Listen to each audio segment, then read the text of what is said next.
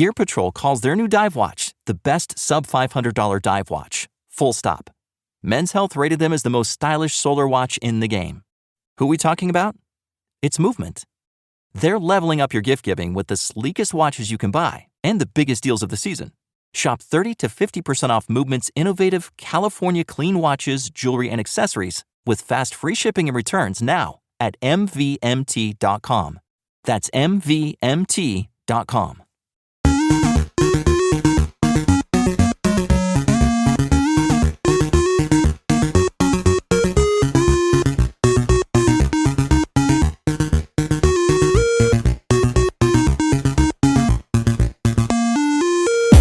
Hey guys, welcome back to Three Terrible Gamers podcast. I'm Ashton here with Colin. This is episode 64. Hey guys. All right, we have one topic left over from last week and a bunch to go over this week. So we'll go ahead and jump into it. Leaked Lego game. Yeah, Lego 2K is at it again. But it's called Lego 2K Goal.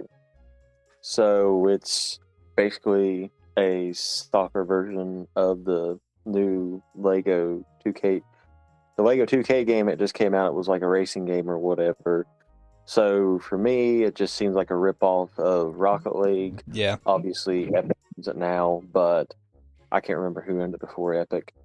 But so it just seems like that. So I think it's like 2K's version to like take over like how Rocket League was, the same way they done with NBA Live, or on EA side. Right. Okay. Yeah, makes sense. So yeah, that's what I kind of thought when I seen it, was basically a Lego. Like Rocket League. But yeah, so it says Lego video game enthusiasts are excited about a potential new title called Lego 2K Goal, or Goal, has long, like a bunch of O's, but yeah, which was leaked on the Australian PlayStation Store. A recent leak has stirred excitement among Lego video game enthusiasts as details about a new title from 2K Games appear to have surfaced ahead of an official announcement. So yeah, basically Rocket League, but in Lego form. I mean, that's basically what I'm getting out of it. I mean, they've come out with some good games lately, I guess. Lego has. Which some of their other ones have been good too, but they're partnering with 2K, and so they released one, just a couple months ago? Yeah, it was I think it was actually just called Lego 2K. And Yeah. it was, like I said, it's just a game. Yeah. Alright. So that's the one from last week. We'll go ahead and jump into this week's already. Super Mario RPG actually released today, November 17th, day of recording, and we have the rating for that. Yeah, I kind of figured we'd get this one a little bit quicker because it's a remaster, whatever it is. So the original one didn't ever get a rating. So this one was an 83 on Meta, 8 out of 10 on IGN. There was no original score posted on Metacritic, and Nintendo Life actually didn't have anything up yet. But I'm assuming it's going to be a 10 out of 10, as usual, Nintendo game. The Nintendo Life, probably 10 out of 10. Yeah, I mean, like you said, there's not one for the original game because that was before they started doing ratings on Metacritic. And it was 1996, I believe. Super Nintendo game released the year of the Nintendo 64.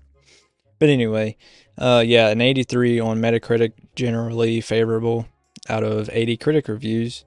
The user score is not available yet because they won't let you rate it until tomorrow. They want you to take the time to play the game.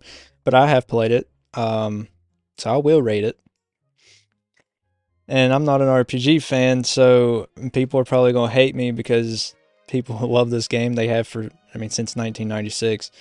But I knew I probably wouldn't enjoy it going into the game, but I figured I would try it, just because it's a Mario game, and people love it. So I thought maybe, I'm just being hard on it because it's an RPG. I played it for about an hour, which really isn't fair to give the game a rating after an hour, but I just could not go anymore. I was not enjoying myself.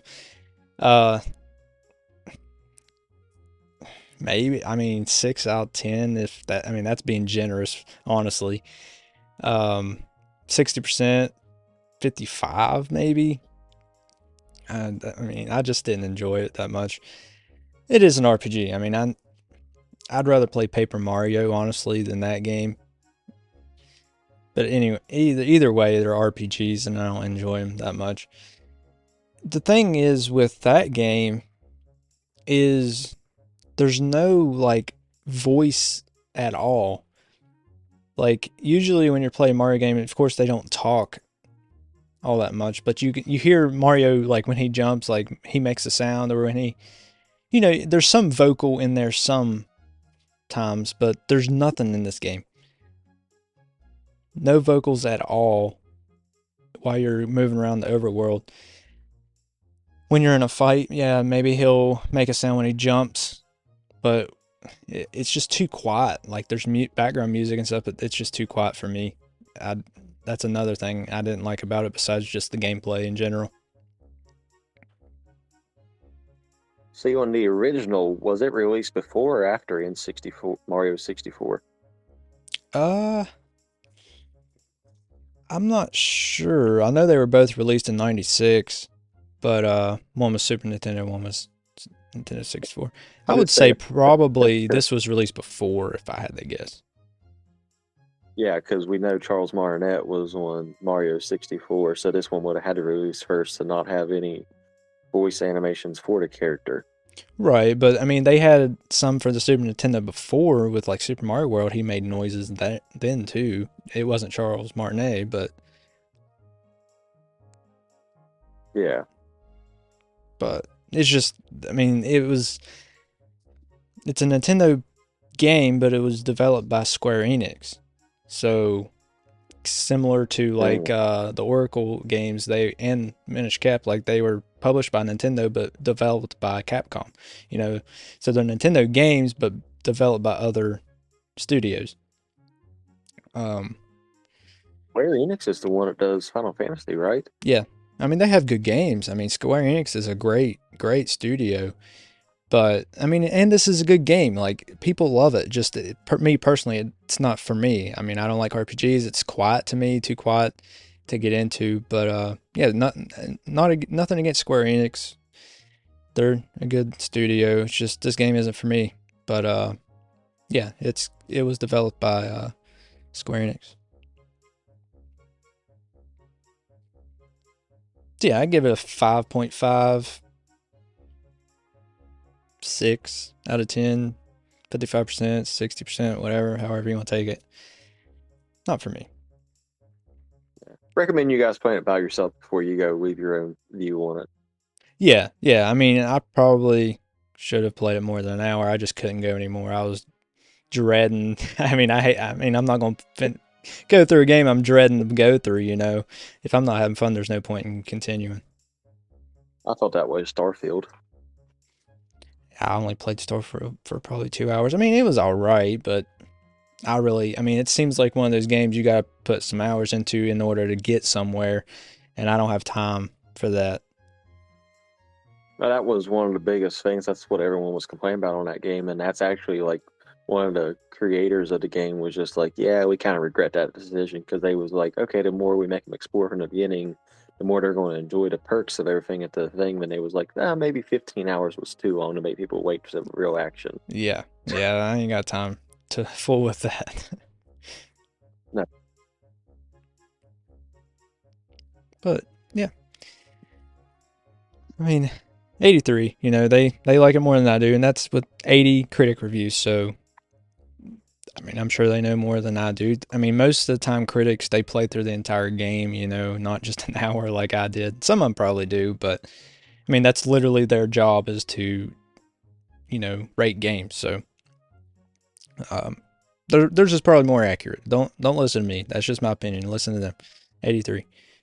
Play the game. I mean, you guys the older audiences, you've played it before, if you like it. It's the same game with better graphics, basically. So Our job is to rate it, and our job is to tell you our opinions on it and the facts behind the ratings. That's right. Yeah.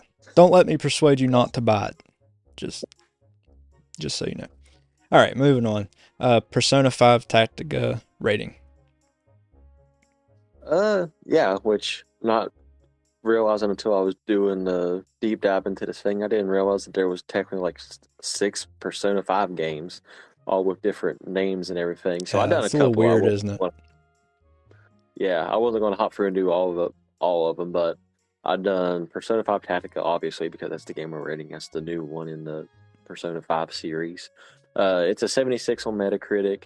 Persona 5 itself was a 93, and the Persona 5 Royal, whatever, Guard, whatever, something weird like that, is the highest one, and it is a 95 on Metacritic. Wow. So, I mean, obviously they're a good series of games. Tactica obviously fell way short. I think it was one of the lower ones. Like out of the 6 of them, I think it was like next to last from the lowest rated one. So yeah, that's your little deep dive on Persona. So now you know there's like 6 Persona 5s. Yeah, it makes no sense. Maybe it's time to move on, Sega. But yeah, so Persona 5 Tactica 76 on Metacritic. That's with 23 critic reviews, generally favorable. Not a bad rating. Not every game's going to get 80 or 90. Once again, user score is not available until tomorrow. Time recording. They want you to play the game, because it was released today. Time recording. So, I didn't try this one out like I did Super Mario RPG, so I really couldn't tell you. I've actually never played a Persona game, like I said in the last episode. But I didn't know there was like 6 Persona 5s either, so that kind of makes no sense. But yeah, Sega, maybe try to move on forward to another Persona game, not instead of being stuck on 5. But yeah, 76 on Metacritic for the PS5 version. Yeah, it's like I said, having 6 games underneath the same title umbrella makes absolutely no sense, especially given them all separate Metacritic scores. Yeah. But Sega's try to get money out where they can because it's pretty much the only game that's staying afloat other than a Sonic title. Yeah. Yeah, Sonic, I mean, for sure keeping them in business, but I mean, they have other first-party titles they could bring out if they wanted to, but they just want to play it safe and develop Sonic games, pretty much, and Persona. I promise you there will be a topic about this for next week as well, because I'm not even going to tell you. You can come back and listen to us next week. Yeah. Because I've already got it written down since Ashton sent me all these topics beforehand. Right. So I went ahead and done a little bit digging next week. If you're listening to us live, when we go live tomorrow, you can listen to it early. That's the perk of listening to us live. But if you're not listening to us live, you're not going to know to listen to us live tomorrow. So that's your fault. Yeah, we're recording this. We're recording 2 episodes 2 days in a row because we're taking an off week next week, but we still wanted to give you guys content. Yeah. Yep. Next week's Thanksgiving, so we'll have the week off, but we will do double this week. Work extra hard for you guys, so you'll still have an episode the following week. But anyway, moving on. Call of Duty Modern Warfare 3 rating. Yeah, terrible. Legitimately bad. For a Call of Duty game, it is the lowest ever recorded at a 55 on Metacritic. The original, for circumstance, of course, obviously does not follow in the same storyline or whatever.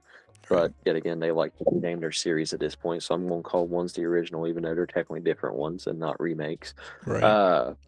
On normal consoles was an 88. That reason why I said normal consoles is because the second lowest on Metacritic was the same MW3, the original one, and it was a 57 on the DS for obvious reasons. On the DS. I was going to say, that was a good game. What are you talking about?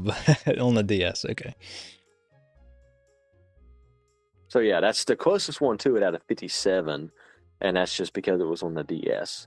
Because that's why I separated normal consoles from all consoles, because it was not an 88 on all consoles. Yeah, that makes sense. This one is... So the original Modern Warfare 3, you mean, was an 88?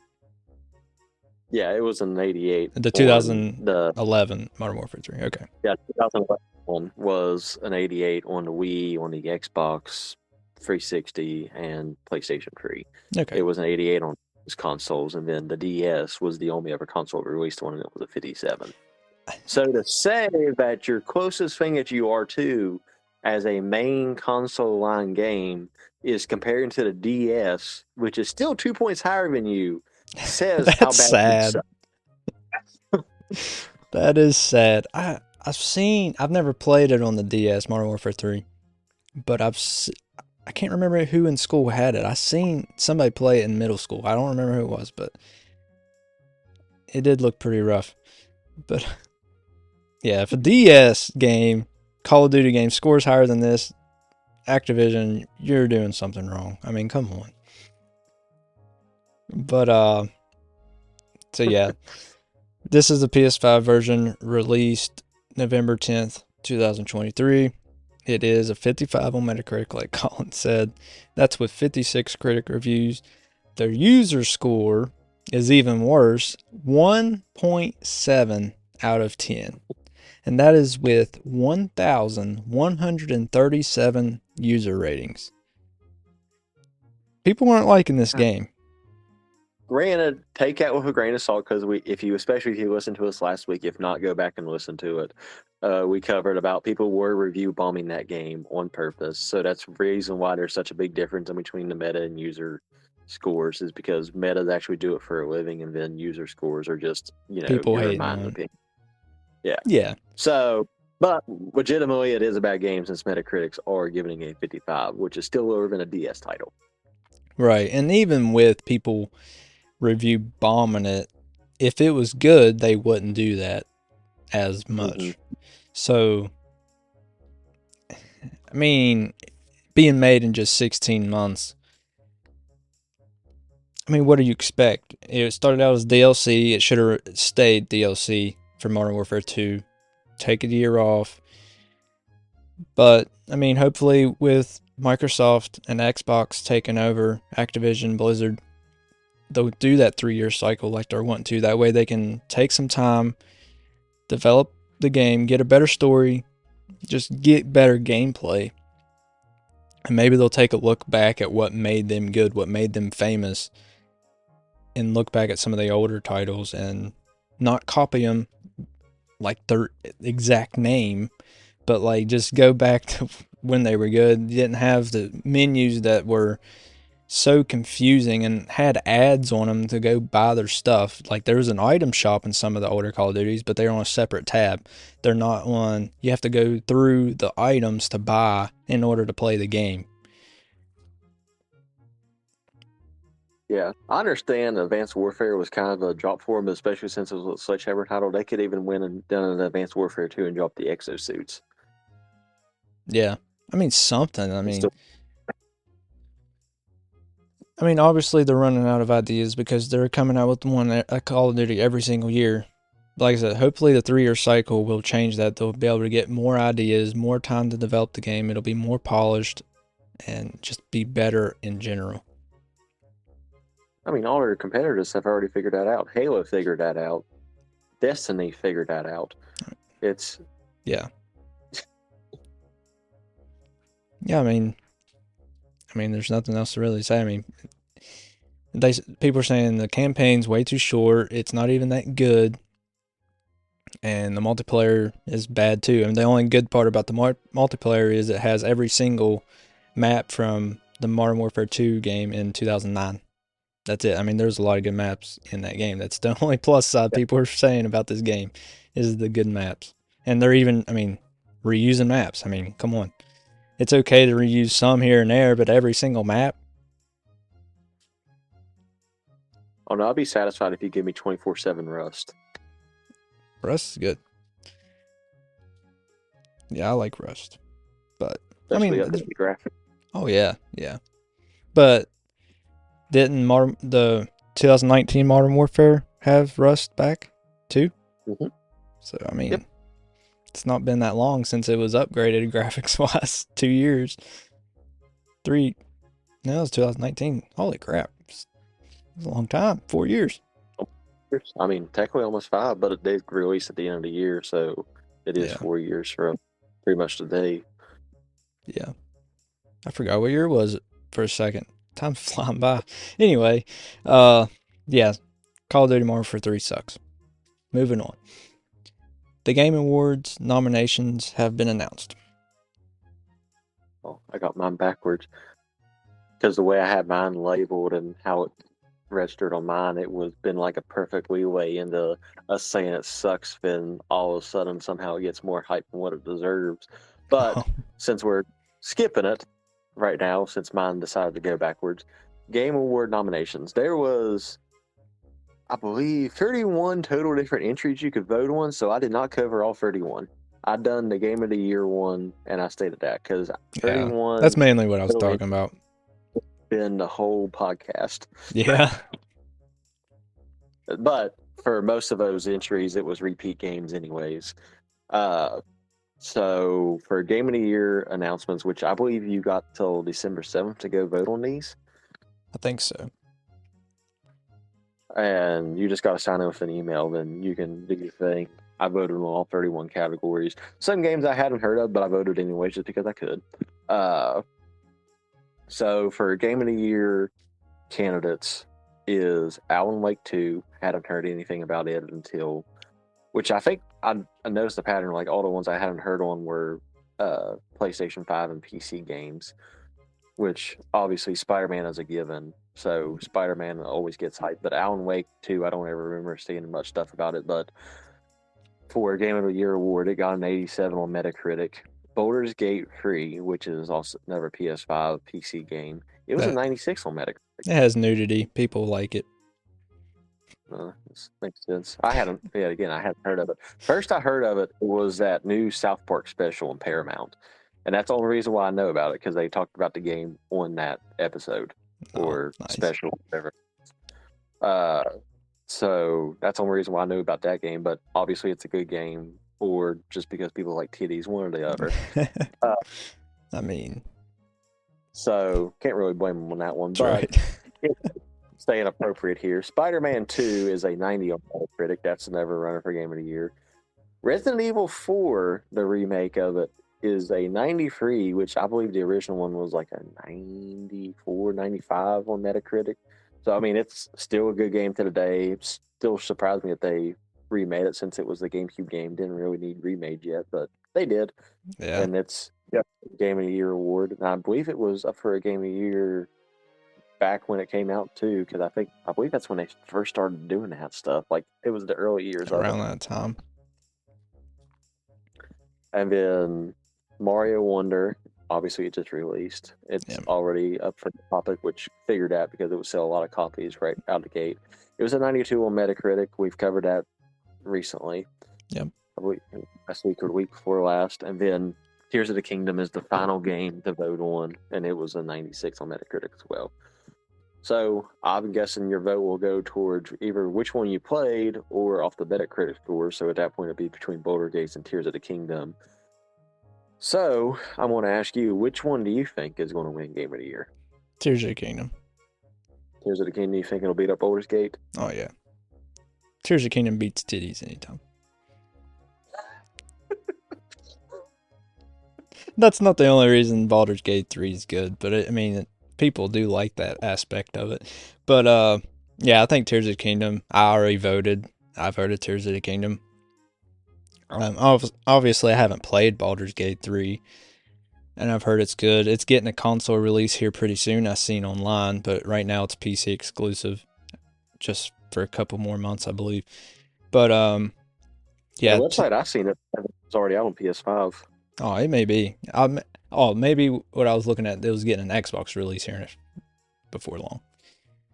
Yeah, it was Xbox. But anyway, yeah, I already voted Tears of the Kingdom. I think it'll win. I mean, Breath of the Wild won Game of the Year back in 2017.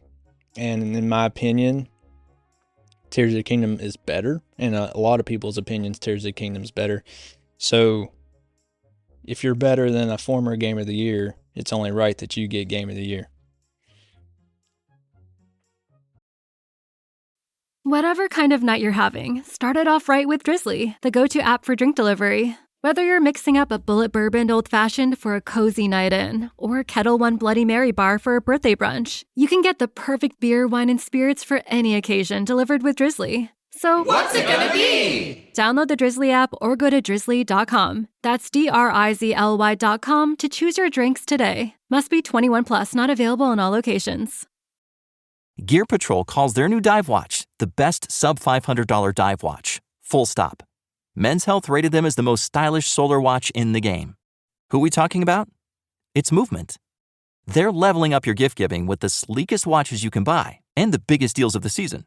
Shop 30 to 50% off Movement's innovative California clean watches, jewelry, and accessories with fast free shipping and returns now at MVMT.com. That's MVMT.com.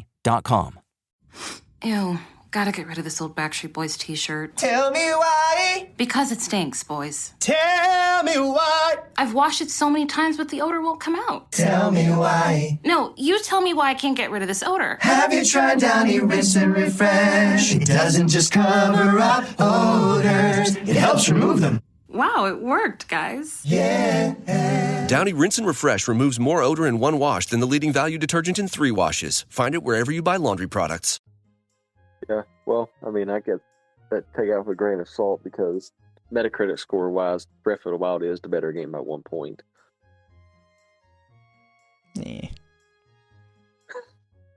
I mean, Breath of the Wild's a good game, yeah, but Tears of the Kingdom's better. I mean, it took what made Breath of the Wild good and just added to it.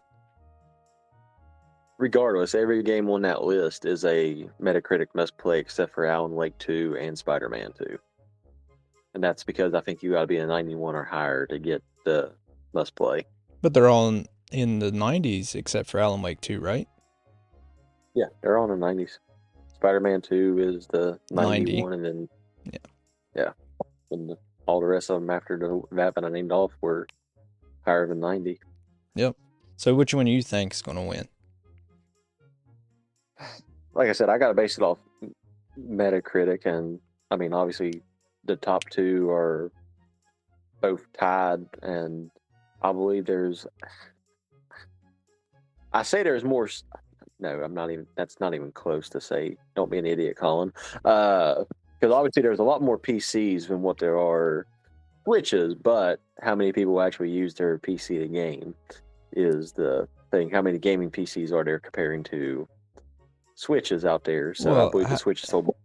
Who do you more than think people. has sold more copies?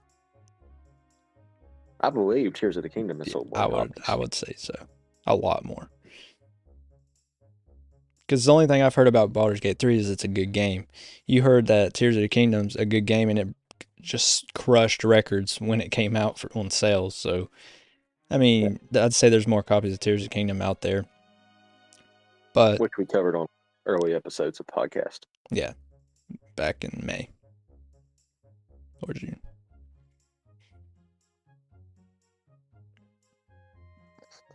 Yeah, so I mean, my opinion is Tears of the Kingdom. I've already voted. So you can go vote at thegameawards.com. I mean, vote Tears of the Kingdom. I mean, if you want, you don't have to, but that's just my opinion. Listen here, Nintendo. Yeah. And plus, it's weird that it's good, but Nintendo has 2 games in the making. That just shows how good Game Nintendo is at. I mean, obviously we've known for a long time they're good at making games, but they're still good at making games. I mean, newsflash alert, they're still good at making games.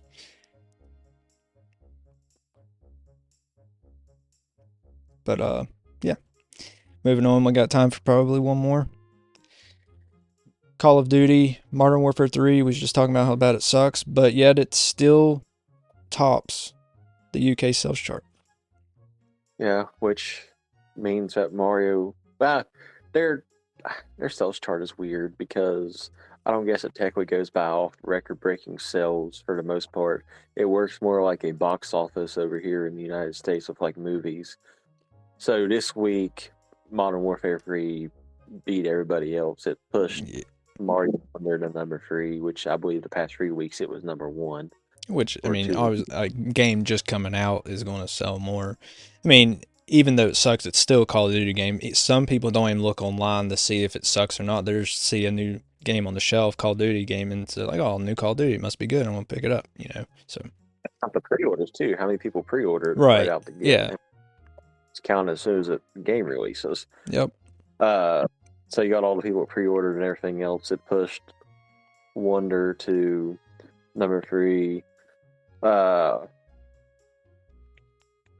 believe Football Coach 2024, which is a different game for Football Manager, which we talked about last week on the Games with Gold. It's number 2 in the UK. Number 3 is Wonder. Number 4 is the Football Manager 2024, and I can't remember what number 5 was. Top 4. So, like I said, over there, it seems like it works more like the box office for movies is what it does here. Yeah, they do things a little different over there. But I mean, it still shows, regardless, that it is selling, even though it sucks. But so yeah, Call of Duty Modern Warfare 3 is the worst received game in this series in a very long time, maybe ever. But that hasn't stopped it debuting at number 1 in the UK's physical charts. So that's just physical, not digital. It may be a below par Call of Duty, but it's still a Call of Duty, a name that's too big to fail. It sold the vast majority of its box copies on PS5, knocking almost everything down the top 10. Like you said, it did knock Mario Wonder down. I mean, it's still in the top 10, but it did knock, some of the top 10 down than what it was. I mean, it's like this article just said, it's still a Call of Duty game. It's still going to sell whether it sucks or not. I mean, that's just how it is. And it's just like a Pokemon game. You may know it sucks, but you're still going to buy it just to try it out. That's just how these series work. The long running series. Some people buy them just to have the whole collection, even though they know it sucks. They're going to buy them. They're going to sell, no matter what. And that's why really nothing's ever going to change until something happens, like people just stop buying them, or something happens like Microsoft buys Activision and they make them take their time. That's the only thing that's ever going to make these companies change. Yeah.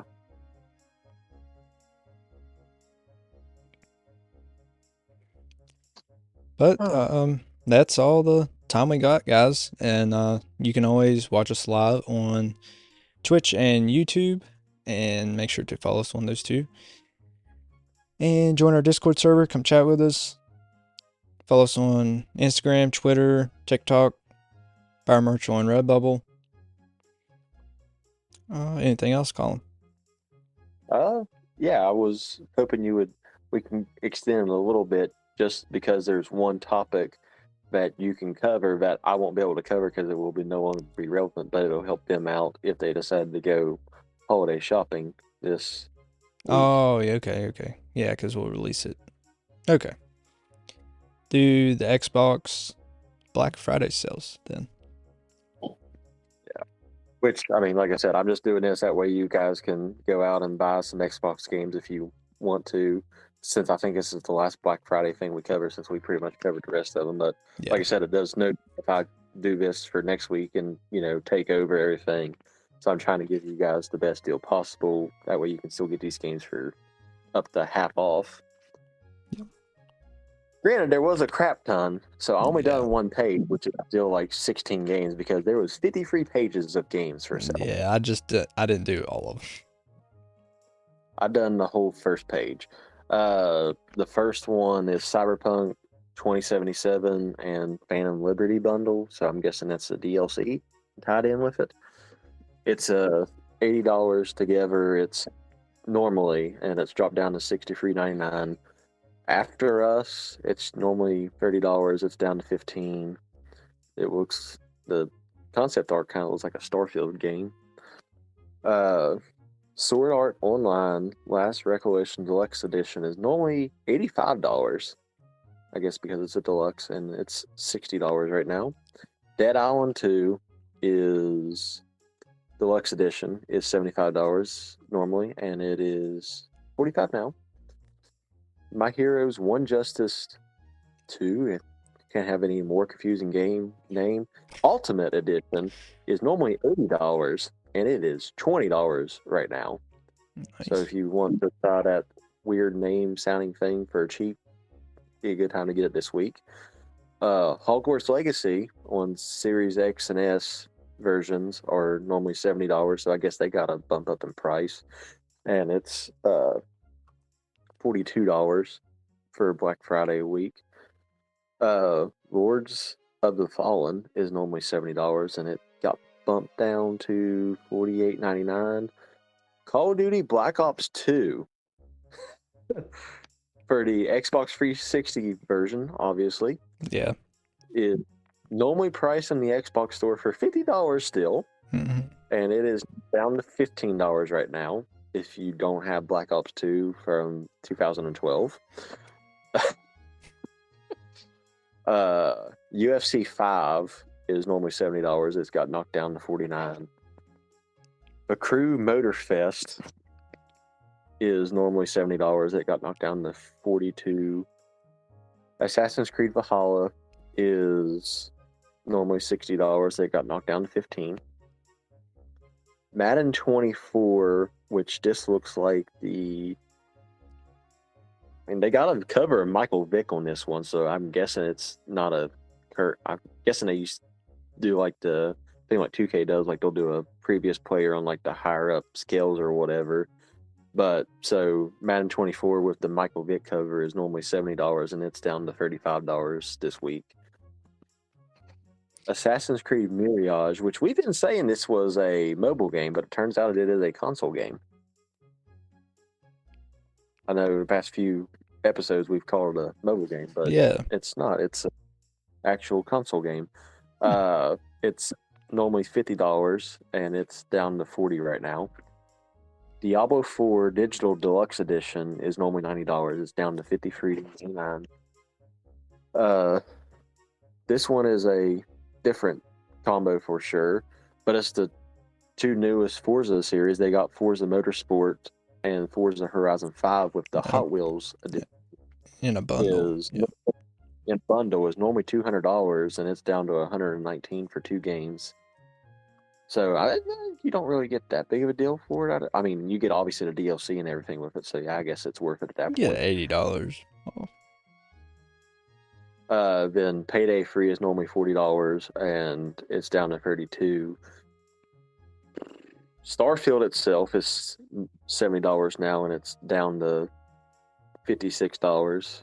EA Sports, the Football Coach 24, which we were just talking about on the last topic, is normally $70. It's down to $34.99. 2K24, the Kobe Bryant edition, it was like the number 8 Kobe, is for the Xbox Series X and S is normally $70, and it's down to $35 right now. Mortal Kombat 1, so it's $70. It's down to $48.99 right now. So yeah, those are the whole entire first page ones that I had. Okay. Yeah, and those are the exact ones I had, so I can't add anything there. My favorites out of that one, if I had to pick, would be I'd pick up Mortal Kombat 1 just to try it. It's usually $70, $49, pretty good discount, 30% off. Obviously Starfield, if you guys haven't tried it, it's 20% off, and it just released a couple months ago, so that's pretty good deal on a new game.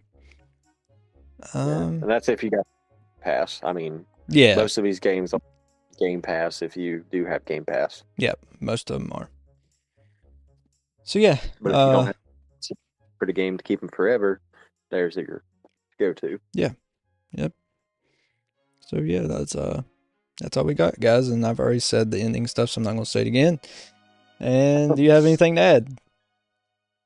No, you said it all earlier. All I right. just added quick. Yeah, that makes sense. I didn't even think about that, or I'd have had it earlier in the episode, but yeah, they got it anyway. But we'll catch you guys in the next episode. Later, guys.